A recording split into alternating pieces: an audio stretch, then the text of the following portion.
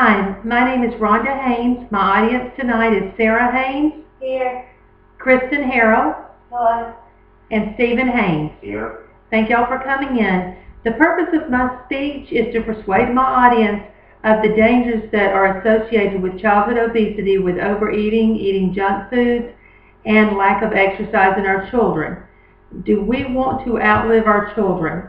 If you look at this picture here, we have an adolescent that's sitting on this couch.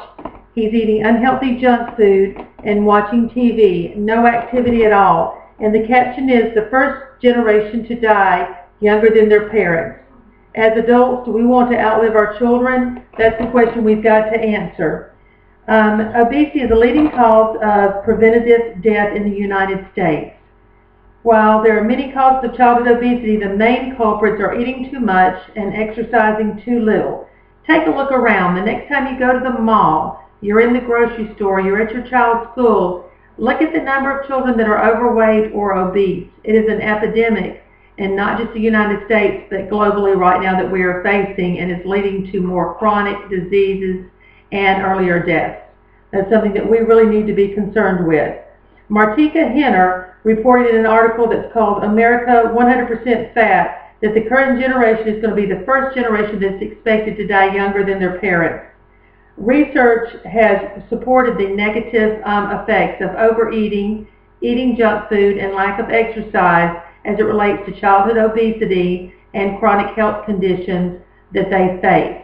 Again, this is something that we need to be concerned about. I've done a lot of research as a nurse. It's something that I have been concerned about over the years, and I'm very active in the community at fighting childhood obesity. Now we've discussed really what we're dealing with in our topic for today. Let's take a look at the foods we eat and what effect that has on it. Let's start with this right here. I have a picture of a child here, and this child, if you can see, it's a baby, and surrounded by large increments of fast food, portions of fast food, and the parents are here handing it over to the child. So we know that fast food equals weight gain, and with weight gain, it leads to obesity. That leads to health conditions, clogged arteries, heart failure, diabetes, and then it leads to a decreased lifespan. This is something that we've got to take a look at as far as what are we eating. Eating too much food and unhealthy food has been recognized as a major issue contributing to childhood obesity. The Center for Disease Control reports that a major factor is energy imbalance, which is defined as the number of calories consumed are greater than those calories that are burned off by exercise and movement. Many children are eating excessively and not burning those calories that they are taking in. Fast food is convenient for families right now, or they eat those what we call convenience food, those quick fixes, the pizza you put in the oven, the dinner that you can microwave. There are so many stresses economically on parents trying to juggle work and paying bills and taking care of family that sometimes it's easier to pick up these foods. But these are foods we've got to stay away from. These are foods that should only be eaten by children in moderation, almost every once in a while, but not on a regular basis like we're seeing today. We've got to get back to the healthy foods.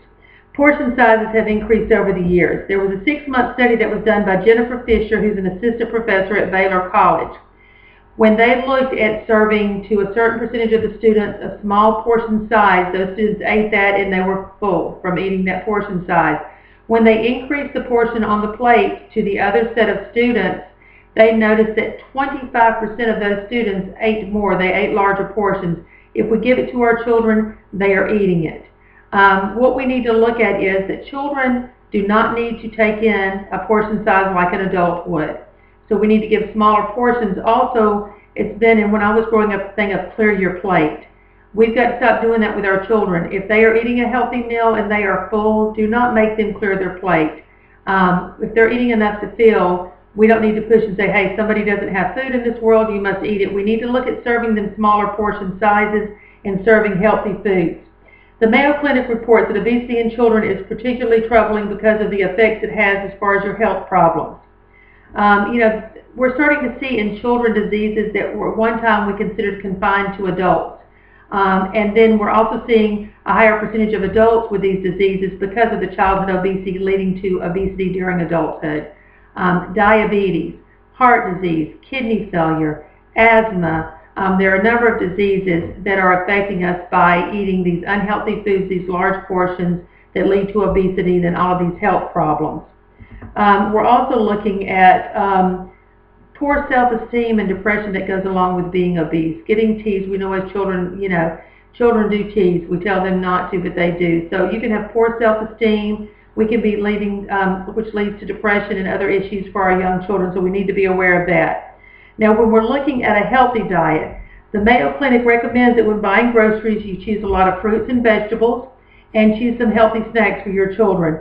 Stay away from all these chips and all of these unhealthy foods that we're feeding our children. So we need to look at healthy snacks. Again, a lot of fruits and vegetables. We know they're costly, but in the long run it saves money because we're spending so much on the medical bills.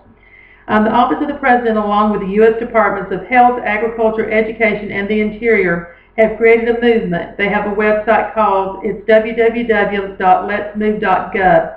It was created in an effort to move toward healthy eating and exercise to decrease the obesity epidemic that the country is currently experiencing. Just remember, a healthy diet reduces the risk of major chronic diseases. Very important on the body, not just on the effects of obesity, but on health, on plaque development, things of that nature. We really need to be careful about the foods that we're eating. So we need to take care as parents, as teachers. We all need to take part in responsibility in this, in ensuring that children are getting a healthy diet. Now we need to look at exercise, because exercise is a big part of that too when dealing with obesity. The effects of daily exercise. The state of New York Department of Health has a program called Healthy New York. It recommends limiting the amount of time children spend watching television, playing video games, working on the computer, and things of that nature to 1 to 2 hours per day. Currently, children spend over 24 hours per week watching television alone. We need to reduce those sedentary activities, because when we cut out the TV, the computer, and all of these video games, then a child is going to become more physically active because they're going to want to participate in something. So we need to encourage our children to go outside, to work at things such as that. We need to look at a study. Ike, McMullen, Hayter, and Sharma reviewed school-based children obesity interventions and concluded that schools are an ideal target for promotion of physical activities in a supportive environment. We need to get back to, at all ages, that children either have a physical education course or playtime outside. They need that activity along with the healthy meals. That does a lot to fight obesity. That isn't, because these are two things that are in our control. Exercise, we need to remember, strengthens muscles. Our heart is a muscle. By getting that exercise, our heart is stronger. It's pumping blood more effectively throughout the body. So it is feeding our organs in our body, and we are becoming healthier. So that's something very important to look at. As far as a sedentary lifestyle, lack of exercise, you're not burning off your caloric intake, it's leading to obesity. Without exercise, our muscles are weak. Our heart is not pumping blood the way it should. Our organs are not getting perfused.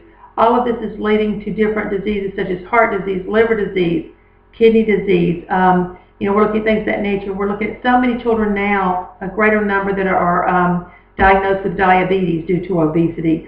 All of these are things that we need to take a look at. And if you look at these slides here, I've got a picture of healthy eating. Here's a family outdoors together eating healthy foods, eating a healthy meal. Then we're moving over here to a family that's outside together, exercising, playing soccer. And then we've got children just sitting here, no exercise, on the coffee table, food in front of them. This is a very unhealthy picture compared to the healthy picture we see of the family that's outdoors. We need to take the time, even as busy as our schedules are, to be outside with our children, to teach them about the proper foods, and take a look at all of that. Remember that health risk in obesity is, an obese child normally leads to an obese adult. There was a study done by Thema Lifshitz, it's the Journal of Clinical Research Pediatric Endocrinology, and it was observed that 40% of children that are obese become obese adolescents, and 70 to 80% of those obese adolescents become obese adults. And that leads to all of these health situations that we've talked about. Hyperinsulinemia is prevalent in diabetes. It's strongly, in obesity, and it's strongly linked with cardiovascular disease, type 2 diabetes, hyperlipidemia, and hypertension.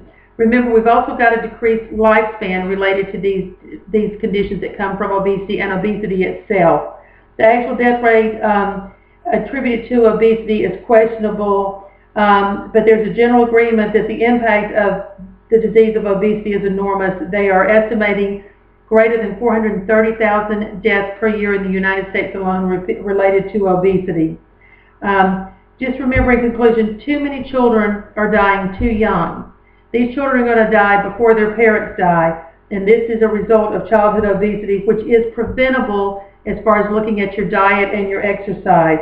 We know there are many causes, but those are two of the main causes. We must use healthy foods and an active lifestyle for our children. If not, all children are facing all kinds of illnesses and a high risk for adult illnesses. We don't want to outlive our children. We've got to do something now. Thank you. Thank you, everyone.